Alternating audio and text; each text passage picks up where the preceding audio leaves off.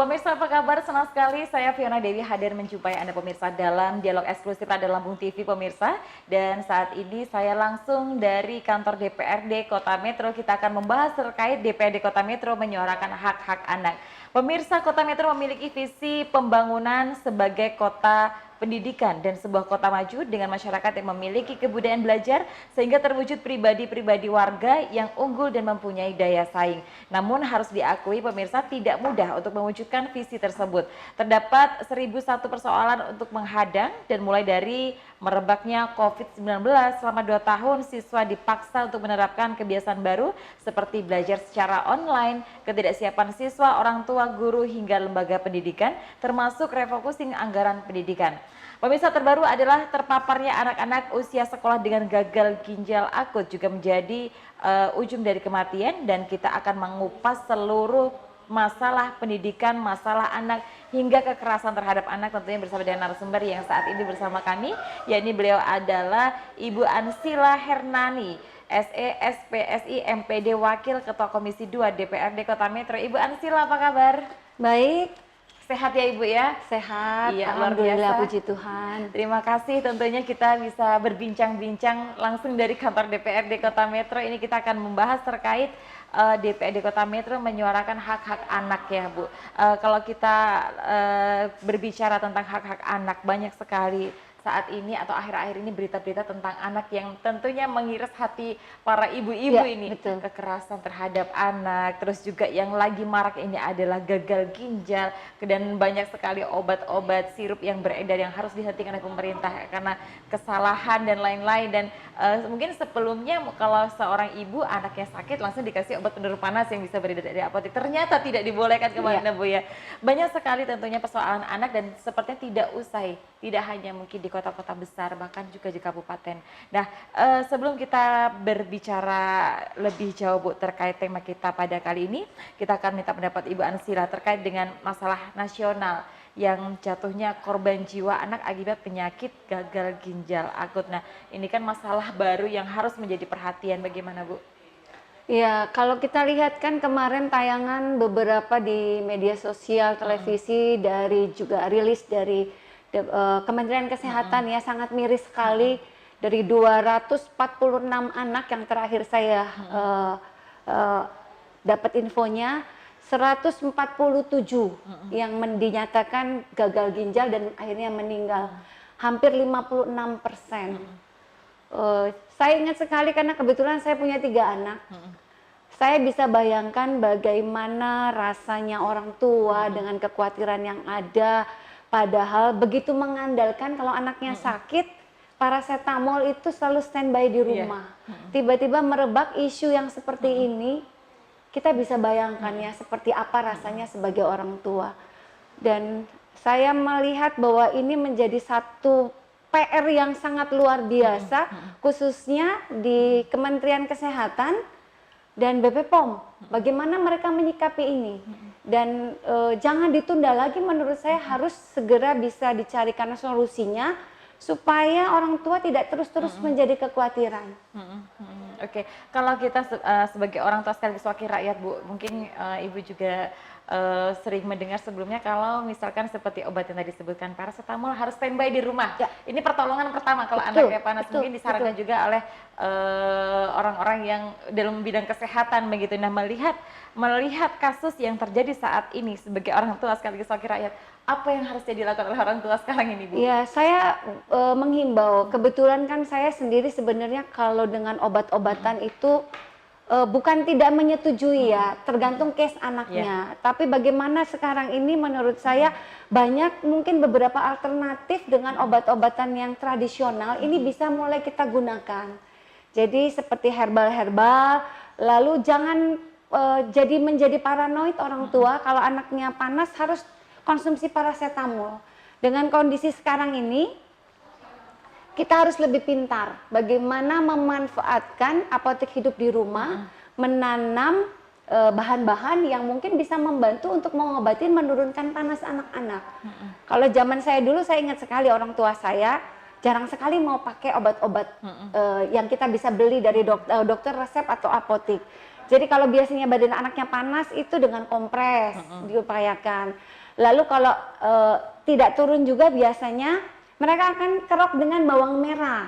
Ya, itu yang tradisional mungkin kita bisa coba lakukan sekarang ini dengan alternatif yang ada. Mungkin sambil orang tua harus lebih jeli lagi, searching mungkin ya Bu ya, kan banyak pengobatan tradisional yang bisa dilakukan gitu, seperti bawang merah tadi tuh bisa menurunkan panas oleh anak. Nah itu jadi jangan terlalu panik orang tua, karena tapi tidak dipungkiri Bu, dengan berita yang beredar sekarang ini orang tua yang sudah memberikan anak ya, kemarin-kemarin ini juga agak takut juga nih Bu. Ya pasti takut sekali, apakah jangan-jangan anak saya terpapar tapi belum kelihatan gejalanya dan lain, apalagi kalau misalkan seperti mungkin anak saya sudah 4 tahunan, kan artinya sudah hampir 4 tahun saya sedia paracetamol di rumah. Ini gimana nih Bu mengatasi hal ini? Ini PR ya, sekali lagi saya katakan pemerintah harus bertanggung jawab untuk ini. Kalau benar-benar terindikasi bahwa obat-obatan sirup itu mengandung zat-zat yang membahayakan untuk anak, terutama merusak ginjal. Saya hanya agak sedikit bingung sebenarnya, bagaimana pemerintah dengan tim yang begitu katanya sudah kompak dan sinergi dengan BP POM, kok bisa kecolongan? Bisa lolos. Kalau seandainya ini benar terjadi ya, bukankah setiap produksi itu ada register, ya, tanggal dibuat, bulan kapan, tahun berapa, dan itu kan harus ada uji lab secara spesifik. Tapi kenapa kalau seandainya benar ini terjadi, zat-zat itu masuk ke dalam obat-obatan untuk anak-anak, di mana pertanggungjawaban mereka? Kita sebagai orang awam mendengarkan pada saat anak kita sakit ke dokter, dokter mengatakan obat ini yang harus diminum. Mau tidak mau sebagai orang tua, pasti akan memberikan ya? Ya, pasti kita akan memberikan itu. Nah, tapi tidak ada perlindungan kalau dengan kenyataan yang seperti ini terjadi sampai memakan korban sekian banyak. Wah, ada apa? Ini pertanyaan besar buat kita semua. Kita kecolongan di mananya? Apakah BP POM-nya?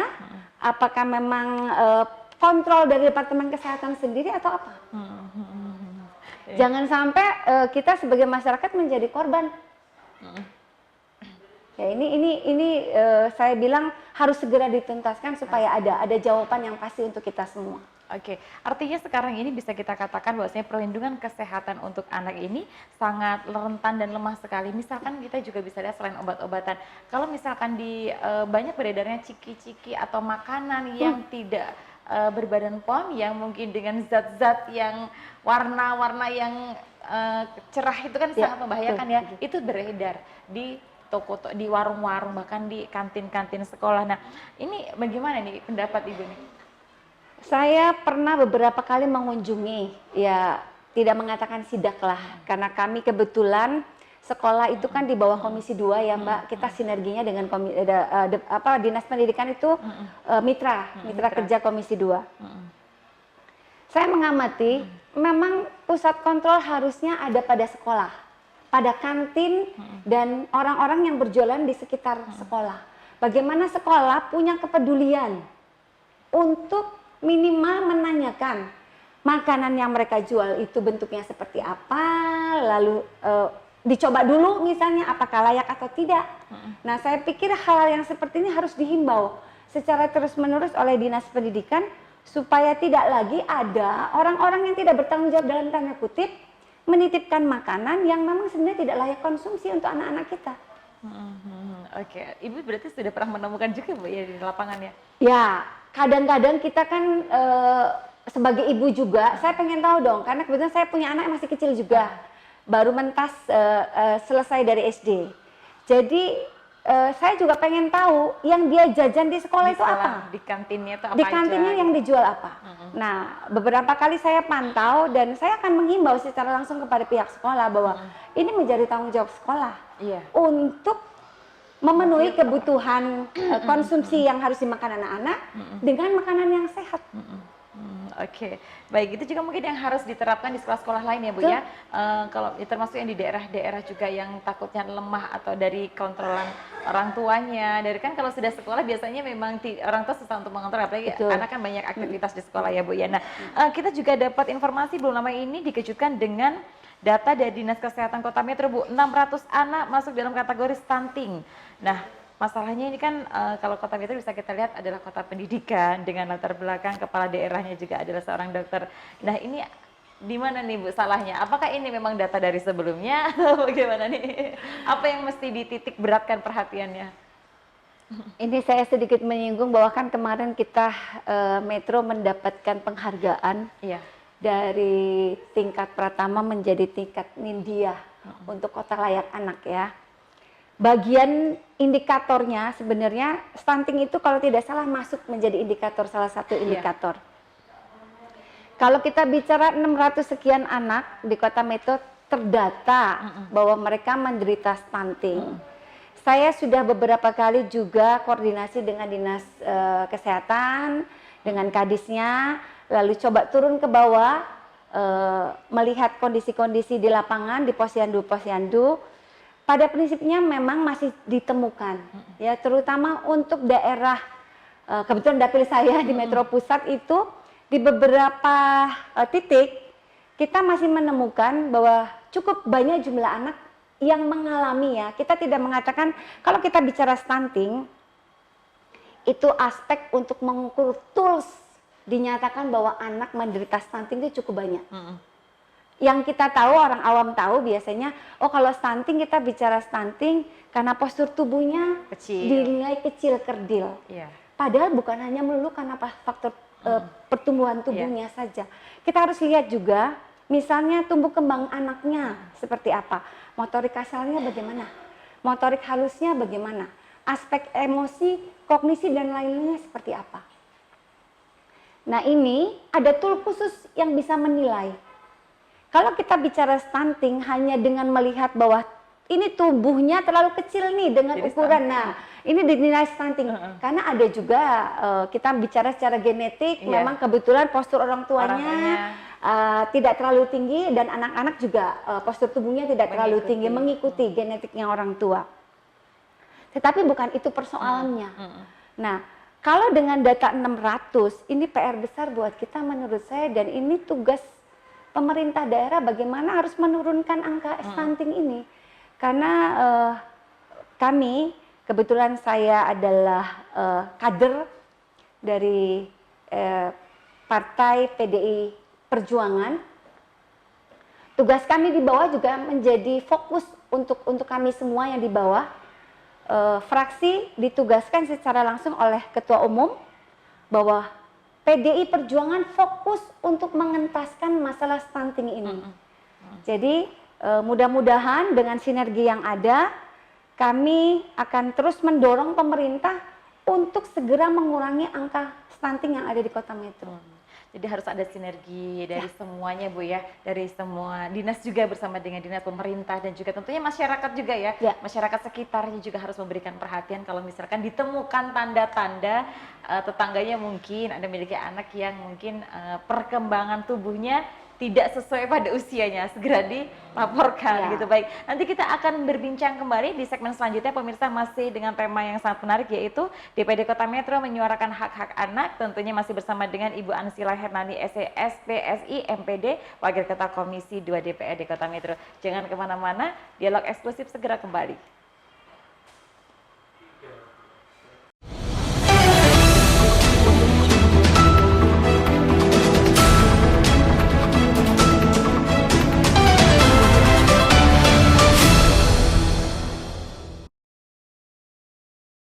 Baik pemirsa, terima kasih Anda masih bergabung bersama kami dalam dialog eksklusif kita pemirsa, dan kami masih bersama dengan Ibu Ansila Hernani, Wakil Ketua Komisi 2 DPRD Kota Metro, dan kita masih membahas bagaimana DPRD Kota Metro menyuarakan hak-hak anak. Tadi di segmen 1 kita membahas bagaimana tentang kasus yang saat ini marak dan seperti apa tentunya yang harus diperhatikan, tadi sudah kita bahas di segmen 1, dan tentunya kita masih membahas lagi dengan tema yang sama, mengatasi masalah-masalah Bu, terhadap masalah anak. Ini kan banyak sekali ya Bu ya, banyak sekali masalah-masalah anak seperti kekerasan seksual, seperti tadi aja dari yang tidak kita duga-duga masalah kesehatan anak ini sekarang menjadi perhatian sangat krusial sekali. Nah, kalau kita melihat dari kasus-kasus yang terjadi kepada anak, begitu banyak faktor bisa terjadi, apa yang harus diperhatikan sebagai orang tua ini Bu?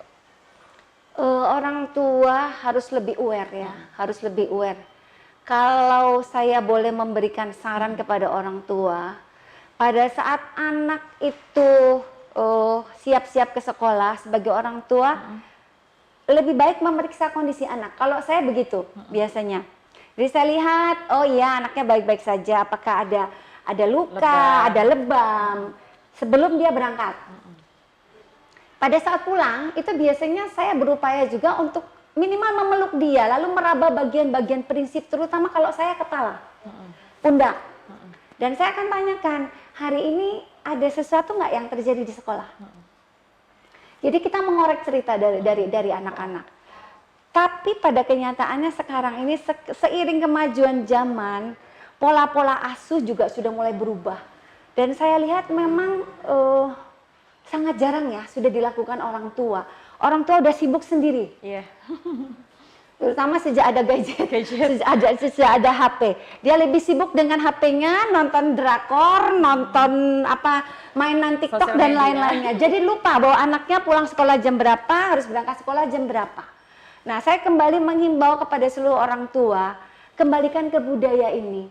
Bagaimana kita mendampingi mereka sebelum mereka berangkat ke sekolah dengan yakin bahwa anak saya baik-baik saja sebelum berangkat.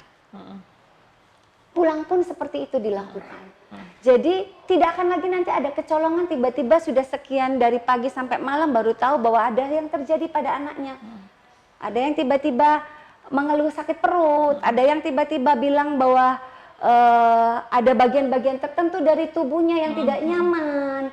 Dan akhirnya terjadi hal-hal banyak yang saya bilang sudah agak terlambat pada saat kita mau membantu anak-anak kita.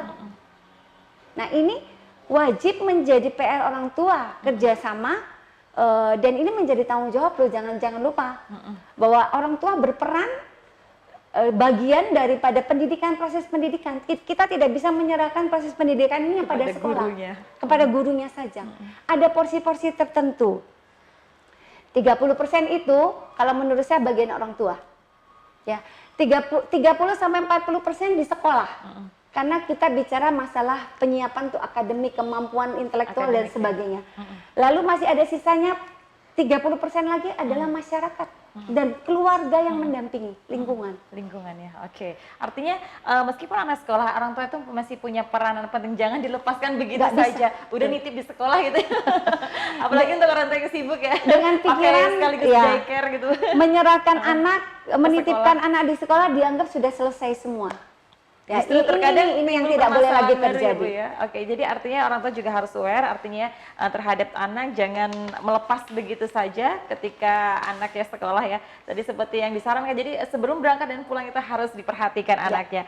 Oke, kalau kita berbicara tentang asupan gizi yang baik terhadap tumbuh kembang, Bu, apakah ini juga seharusnya menjadi perhatian penting kalau untuk perkara stunting, masalah stunting pasti ini juga perhatian. Kalau untuk dalam bidang-bidang lainnya untuk anak, apakah ini juga menjadi perhatian khusus? Kalau kita bicara stunting, Mbak, masalah gizi, masalah kebutuhan nutrisi yang harus ada pada anak, ini kan berkesinambungannya. Tidak mungkin anak itu tiba-tiba drop di usia-usia 1 tahun. 7 tahun. Tumbuh kembang anak itu biasanya termonitor saat dia dari dalam asupan, di dalam kandungan sampai dia usia 5 tahun. Jadi kalau kita bicara gizi, inilah tugas utama kita sebenarnya.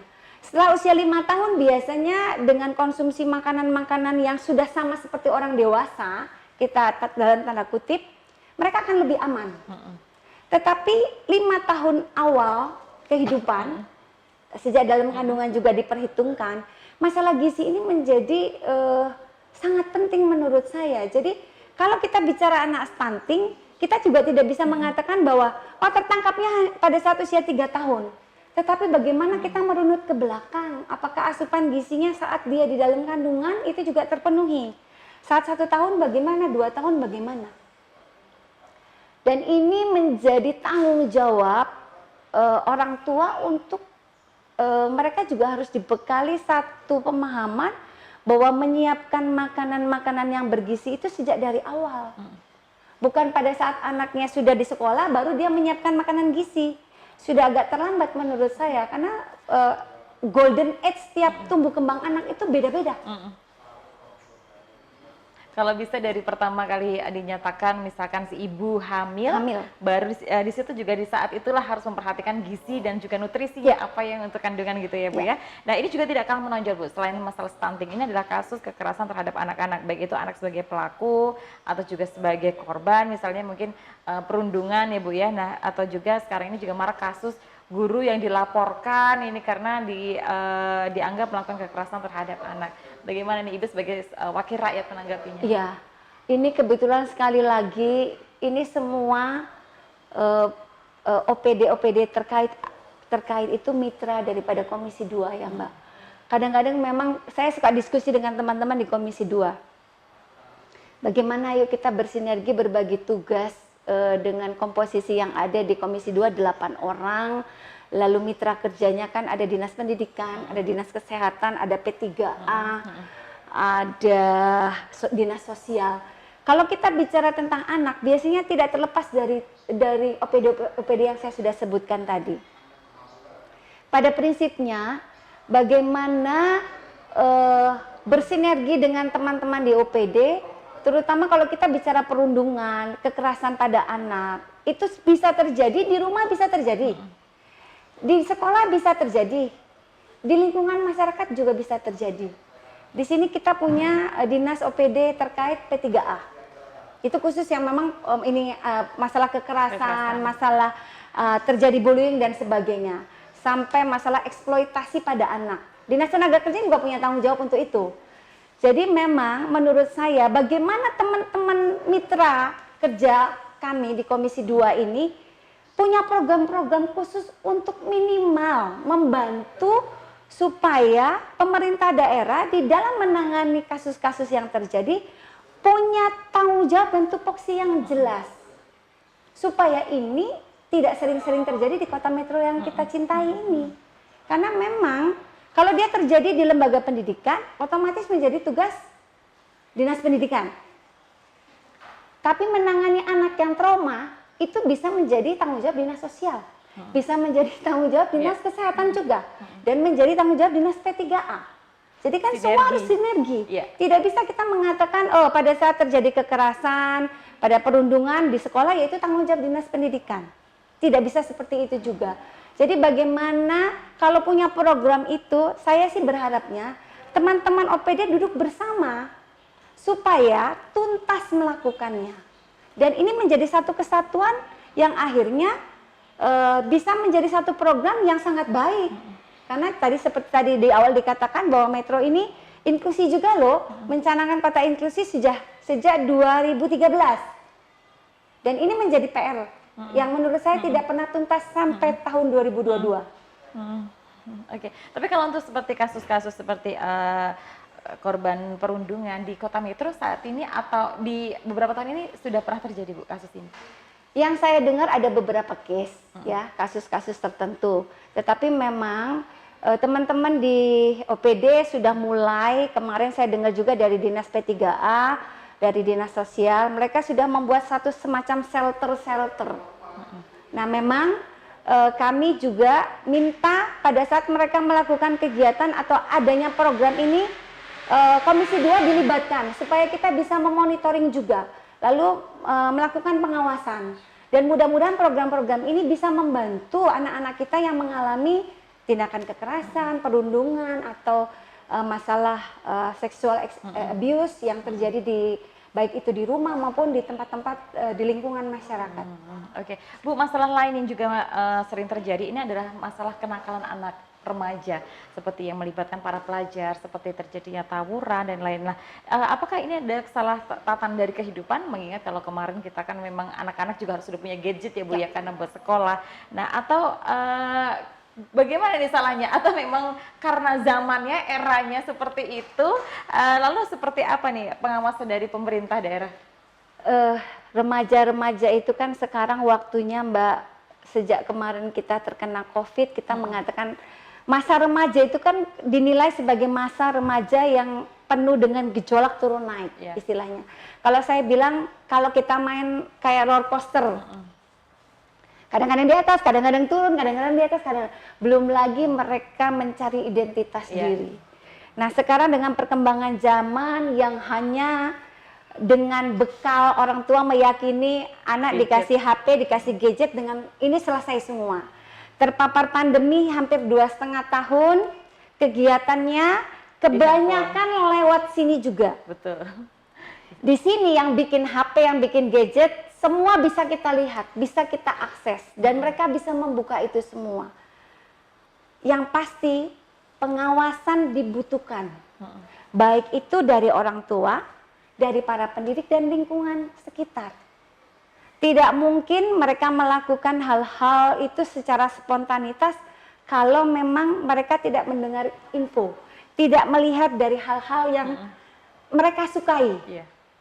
Tindakan kekerasan itu, Mbak, tidak hanya pada remaja. Pada anak-anak kita yang kecil-kecil sekarang pun, kalau marah, misalnya emosi, apa hal yang dia minta dia tidak cepat diberikan, nonton yang terlalu sering nonton daripada YouTube dan lain-lain, mereka tinggal klik. Lalu mulai belajar, oh kalau saya minta sesuatu tidak diberikan, cara marah saya seperti apa? Itu mereka bisa dapatkan semua dari ini. Ini smart pintar ini, Mbak. Jadi menurut saya orang tua punya tanggung jawab besar untuk ini semua. Kita tidak bisa mengatakan oh tawurannya terjadi di sekolah. Ini menjadi tanggung jawab pihak sekolah. Pihak sekolah.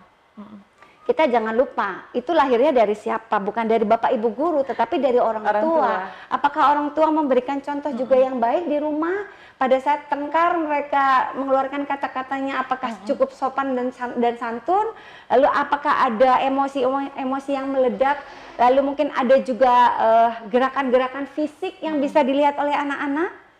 Jadi kembali menurut saya ini sinergi semua. Tanggung jawab kita semua. Tidak bisa kita cuci tangan dan lepas tangan begitu saja. Yang pasti memang pengawasan ini harus dilakukan dengan seksama karena memang dengan semakin canggih zaman, semakin banyak akses yang mereka bisa dapatkan. Kalau kita tertinggal juga dengan informasi seperti ini sebagai orang tua, kita harus lebih pintar dari anak-anak kita. Tapi bukan berarti kita harus juga mengikuti, harus punya smart gadget yang lebih canggih dari mereka. Tetapi bagaimana kembali mengatur waktu untuk bisa punya waktu untuk anak-anak, mendampingi mereka. Gitu ya. Mendengarkan curhatan hatinya, bagaimana kekesalannya, kelelahannya belajar dan sebagainya. Artinya orang tua itu harus dekat dengan anak, terbuka. Biasanya anak sudah mulai remaja, biasanya orang tua sudah terlalu percaya sehingga curhat ke anak biasanya terlewatkan ya. Ya, padahal itu adalah momen-momen yang menurut saya cukup penting ya, masa remaja itu. Masa remaja yang harus mencari identitas, dia lebih nyaman dengan lingkungan, merasa bahwa peer grupnya adalah kelompok yang paling bisa mengakomodasi pemikiran, keinginan dan yang lain-lainnya. Dan biasanya memang masa-masa remaja itu mereka akan mulai menjauhi orang tua dan menutup lebih semua akses dengan bestinya, dan peer groupnya. Baik, nanti kita akan bincang lagi di segmen selanjutnya masih dengan tema yang sama pemirsa. Untuk itu, untuk Anda jangan kemana-mana, tetaplah bergabung bersama kami. Dialog Eksklusif segera kembali.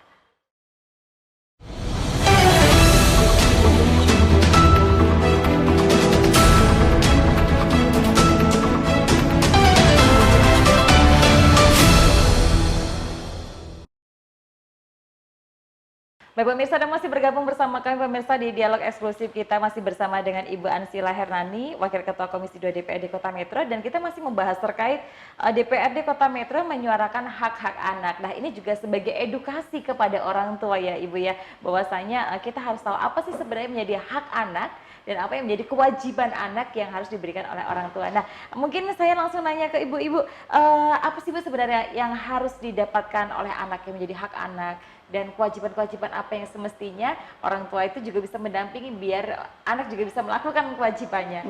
Silakan. Kalau kita bicara dari undang-undang, mudah-mudahan saya tidak salah ya, Undang-Undang nomor 23 itu tahun 2014, di situ kan dinyatakan bahwa ini dari negara bahwa negara harus memberikan hak kebebasan secara fisikly kepada anak-anak, menjamin tumbuh kembang, masalah kesehatan, masalah pendidikan, masalah masa depan dan lain-lainnya.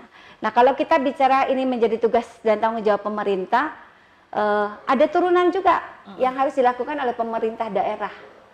Kalau tidak salah ada 5 klaster itu menjadi tanggung jawab yang sudah tertuang juga di dalam amandemen. Kemarin pada saat Metro mendapatkan piagam dari Pratama Kenindya, itu sudah tercover semua di situ. Jadi saya berharap dengan itu pemerintah Kota Metro tidak hanya sekedar seremonial saja untuk mendapatkan award ini, tetapi mulai melakukan satu persatu dari yang menjadi tanggung jawab dan kewajiban pemerintah Kota Metro untuk memberikan kepada anak-anak kita. Terutama kalau kita bicara hak pendidikan, sekolah-sekolahnya dibikin dong sekolah-sekolah yang memang akan membuat anak-anak itu nyaman pada saat ke sekolah, tidak tertinggal secara teknologi, secara kemampuan sosialisasi, entrepreneur dan segala macamnya. Jadi anak-anak yang mampu bersaing nanti, apalagi kita menuju generasi emas tahun 2045. Generasi emas yang seperti apa yang kita akan hasilkan. Dan kalau kita bicara hak anak, ya anak-anak juga mulai diajarkan untuk bisa memahami bahwa mereka punya hak juga pada saat menanyakan kalau seandainya di sekolah dirasa bahwa oh ini fasilitas yang diberikan kok tidak memadai, tidak sesuai. Lalu jangan hanya menerima saja. Lalu kalau memang dinyatakan bahwa mereka difasilitasi untuk punya hak belajar sesuatu di laboratoriumnya seadanya saja. Nah, ini juga bisa mereka mulai suarakan. Saya tidak tahu di Kota Metro apakah ada forum anak yang sudah terbentuk. Kalau seandainya ini belum ada, saya berkeinginan untuk membentuk forum anak untuk Kota Metro. Mudah-mudahan nanti juga akan disupport oleh Komisi 2. Nah, kalau bicara juga kepada tugas sebagai orang tua juga harus tahu bahwa anak itu tidak hanya cukup diberi makan saja. Ya, mereka juga punya hak loh. Pada saat kita mulai merencanakan memiliki anak, pasti kita juga punya persiapan-persiapan. Bicara tentang persiapan sebagai orang tua, undang-undang juga sudah disebutkan di situ bahwa sekarang ini yang menikah terutama perempuan itu harus usianya di atas 19 tahun. Supaya nanti pada saat dia punya anak, hak anak juga diperhatikan di situ bahwa akan lahir dari tubuh sebagai seorang wanita yang sudah siap secara fisikly, kedewasaan dan yang lain-lainnya. Supaya nanti pada saat punya anak dia juga sudah siap secara mental dan fisik. Nah, itu bagian menurut saya kolaborasinya di situ. Nah, sebagai orang tua itu tadi bagaimana mereka mulai juga sekarang ini dengan era yang ada, kemarin kita karena COVID anak-anak belajar di rumah, orang tua cukup punya waktu untuk belajar nih kemarin 2,5 tahun bagaimana mulai mengenali karakter anak-anak mereka. Saya berharap dengan masa pandemi kemarin banyak hal pengalaman di dalam proses pembelajaran sebagai orang tua yang mendampingi anak-anak di rumah selama masa pandemi pasti juga punya ilmu yang lebih baik sekarang ini. Jadi tetap ini dipertahankan kolaborasi dengan teman-teman yang punya tanggung jawab mendidik di sekolah, di lingkungan, bagaimana lingkungan juga punya tanggung jawab di masyarakat untuk menyiapkan wilayah-wilayah atau area-area yang safe proof untuk mereka, menasehati, jangan sudah tahu bahwa ini perilaku tidak baik, seperti misalnya tawuran di tetangga atau ribut dengan tetangga, mengkonsumsi zat-zat yang tidak diizinkan, mulai dengan misalnya main judi yang sekarang ini juga sudah cukup marak menurut saya, digandrungi oleh anak-anak remaja. Ya, itu contoh juga dari orang tua, sabung ayam dan segala macam. Ini banyak yang terjadi yang saya mulai bukan hanya dikonsumsi oleh orang dewasa, tapi anak-anak sudah mulai ketularan.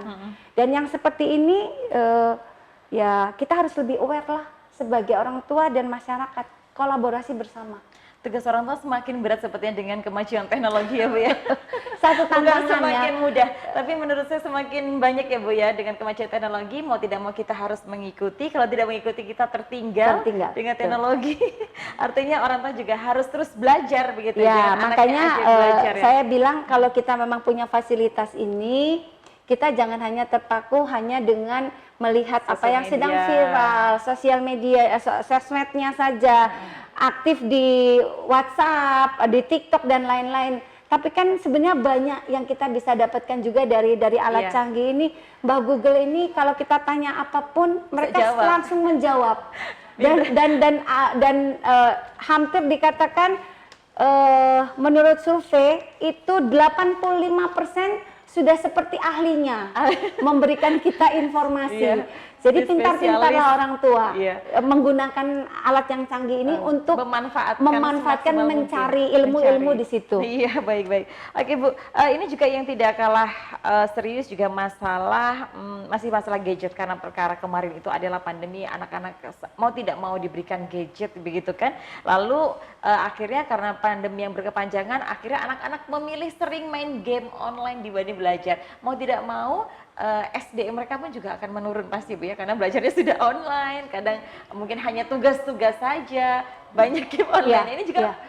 PR berat dan tantangan yang luar biasa nih ya Bu ya. Ya, saya pernah sampaikan kepada Pak Kadis Pendidikan saat saya menghadiri satu acara. Saya sampaikan, Pak Kadis, ini PR buat kita semua. Iya. Bagaimana setelah masa pandemi ini, pada saat anak-anak belajar di rumah, mereka tidak ketemu dengan teman, tidak ketemu dengan guru yang biasanya bersosialisasi, bermasyarakat, tiba-tiba mereka harus cuma di rumah saja dan ditemani alat pintarnya ini, dan kadang-kadang didampingi orang tua, kadang-kadang tidak. Nah, menyikapi ini semua ada kekhawatiran ya, menurut saya secara psikologis juga ini sangat berpengaruh. Bagaimana motivasi mereka ini mengukur kembali, mensupport supaya mereka lebih bergairah ke sekolah, mengembalikan keinginan mereka untuk belajar bersama dengan teman-teman di sekolah, merindukan itu masa-masa mereka belajar bersama, dibimbing oleh guru dan yang lainnya. Jadi saya minta kepada Dinas Pendidikan untuk mungkin di awal-awal membuat satu program atau diformulakan, mengembalikan dululah semangat anak-anak supaya mereka lebih termotivasi kembali. Karena 2 tahun itu bukan waktu yang singkat ya. Bagaimana mereka belajar, diminta belajar di rumah saja. Sampai nyaman di rumah. Sampai kadang-kadang kalau saya lihat beberapa yang saya tanya, di rumah kalau on cam harusnya pakai baju seragamnya semaunya. Kadang-kadang dengan baju piyama saja mereka sudah. Nah, itu tidak ditegur, tidak diingatkan, dan semau-maunya lah gitu loh. Baik itu perilaku, bagaimana mereka bersikap dan lain-lain. Dan ini PR untuk mengembalikan itu semua, dan perlu waktu dan proses. Kalau saya pernah dengan cerita dulu, anak-anak datang ke sekolah ketemu ibu gurunya cium tangan, sekarang ketemu ibu gurunya jadi cuek. Ini yang harus dikembalikan kembali, karena 2 tahun juga dengan pandemi kemarin cukup merusak tatanan kebiasaan-kebiasaan ya Bu ya. Tapi karena memang kemarin pandemi, mau tidak mau ya itu yang harus dilakukan oleh masyarakat Ya, gitu. karena bukan hanya kita saja, kan seluruh dunia mengalami ini. Ya, seluruh dunia mengalami hal yang sama. Jadi ini PR-nya sebenarnya PR Bersama. yang bersama.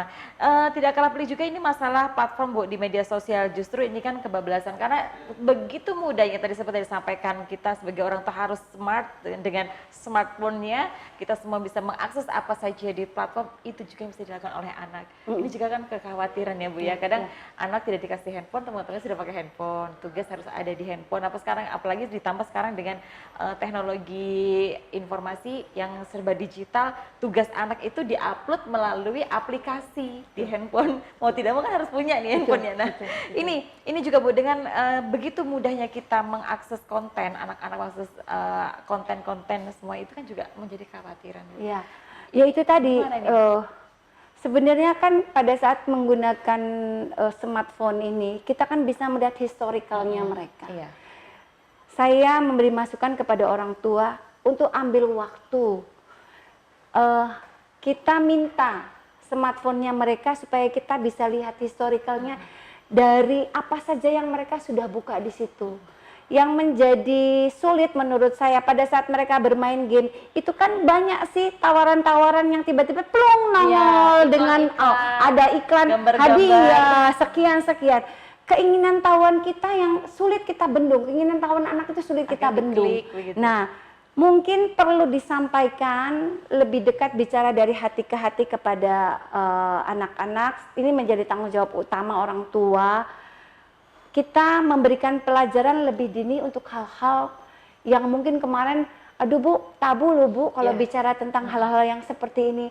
Tapi mungkin kita harus lebih bisa mengakomodasi kebutuhan keinginan tahu anak-anak itu secara ini untuk lebih cepat kita berikan. Daripada mereka belajar tanpa ada guidance-nya, tanpa didampingi orang tua, mereka belajar sendiri, mempersepsikan sendiri, akhirnya menyimpulkan sendiri, dan akhirnya melakukan sendiri. Nah, ini lebih bahaya. Jadi menurut saya itu tadi, berikan waktu khusus, smartphone-nya diminta, dilihat historikalnya, orang tua melihat apa saja yang mereka buka selama mereka memegang HP. Lalu sering-sering aja dilongok anaknya pada saat ini, apa sih? Kan kita juga bisa, coba sih lihat main game apa. Nah, Mami mau tahu loh, yang seperti ini mainnya bagaimana sih caranya? Meskipun kita masuk ke dalam dunianya, tapi bukan berarti kita mengintervensi sampai sedemikian. Ini nggak boleh dengan gaya-gaya yang jadi seperti itu justru malah bahaya ya Bu ya? Ya.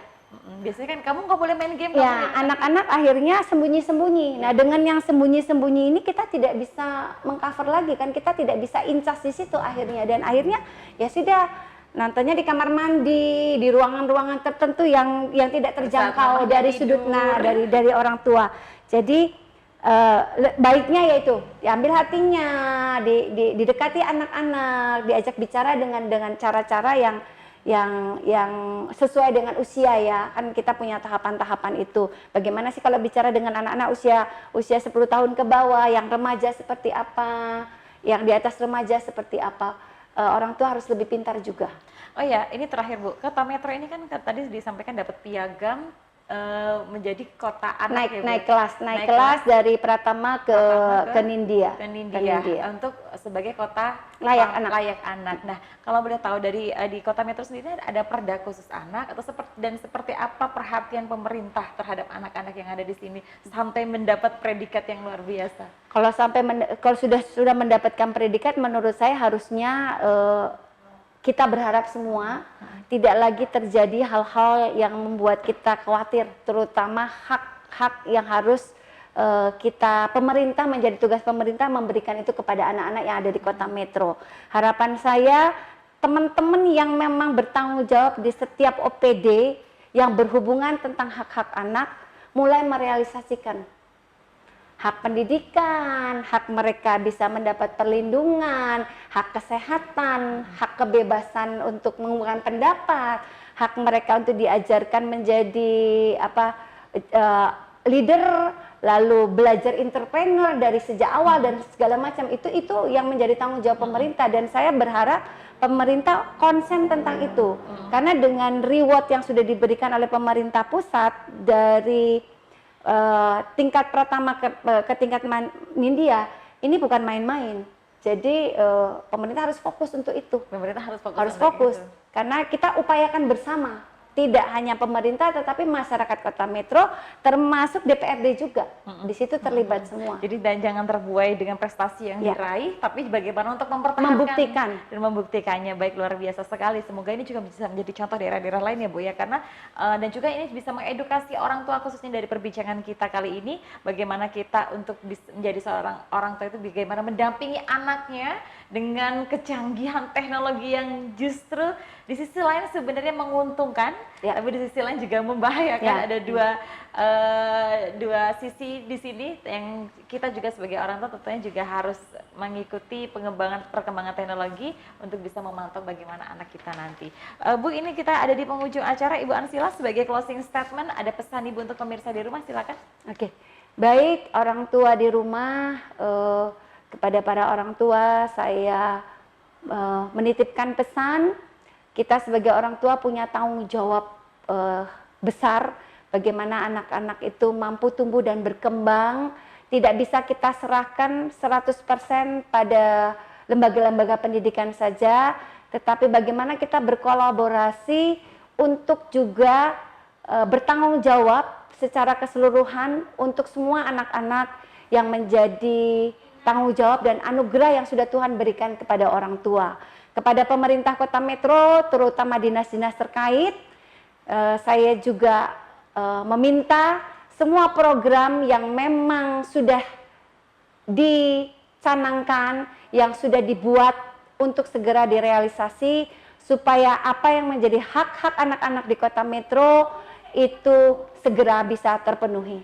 Oke, baik Ibu, terima kasih sudah berbincang bersama kita di sini. Mudah-mudahan bisa mengedukasi seluruh masyarakat, tidak hanya Kota Metro tapi seluruhnya. Dan juga terima kasih pemirsa sudah bergabung bersama kami kurang lebih 1 jam di program Dialog Eksklusif langsung dari kantor DPRD Kota Metro bersama Ibu Ansila Hernani selaku Wakil Ketua Komisi 2 DPRD Kota Metro terkait DPRD Kota Metro menyuarakan hak-hak anak. Mudah-mudahan kita semua juga memahami apa yang menjadi hak anak dan apa yang menjadi kewajiban anak, tentunya bisa kita edukasi dan tentunya menjadi orang tua yang terus dibanggakan oleh anak ya, karena bisa mendampingi anaknya sehingga anaknya juga menjadi anak-anak yang pintar dan cerdas.